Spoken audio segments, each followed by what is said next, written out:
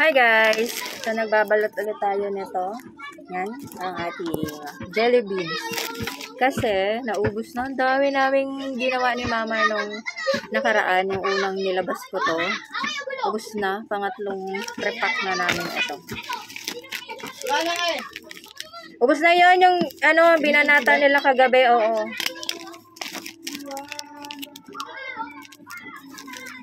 Naging mabenta siya, hindi lang sa mga bata, pati sa mga matatanda. Na yung mga teenager ha, yung tambay dyan. Mga kaedad ko. Kaedad ka! Diyos ka. So, ang galing. Akala ko kasi sa mga bata lang siya magiging mabenta. Magiging mabenta siya sa mga teens. Lalo na yung mga... Ay, grabe!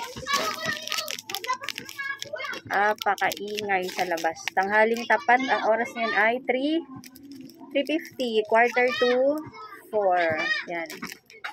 Gusto ko tong relo ko na to kasi ano siya, mukha siyang mamahal. Pero 94 lang bili ko dyan. 94 pesos. Ay, grabe. Pakita ko sa inyo yung nagmumura niya. Utang, ina, sabi. Ang lutong na mura. Ayan. Yan. Sila yan. Ang lalapit lang nila pero nagsisigawan. Mga bini. Ang galing. And sa mga naka-order ng jelly beans, ano ba naging mabenta ba sa inyo? Kaya ako naka-face mask guys kasi nagkaroon na ako ng allergy sa alikabok at saka sa usok ng sigarilyo. Natapos na ako mag-antibiotic and nawala yung plema ko pero makati pa din lalamunan ko. So sabi ni doctor baka allergy and sa tingin ko nga din allergy. Kasi mula nung hindi na ako nagpasindi, tapos nagpe-face mask ako lagi and N95 talaga yung ginamit ko. Actually meron ako doon yung kulay blue, yung pang medical talaga. Binili ko talaga siya sa Mercury para talagang original. Pero good thing may nakuha akong N95. Medyo nabawasan yung pag-aaching ko, pag-uubo. Meron kasi akong dry cough. So, sinunod ko lang yung sinabi ni doctor. Kaya, ayun. Medyo nababawasan na siya. Ang benta nito, grabe. Ang jelly beans na to.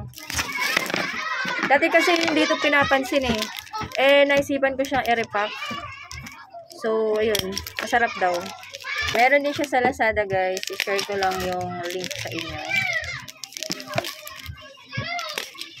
Mas malaki kasi ang tubo natin pag nagre-repack tayo. Ganito ka lang yung plastic niya.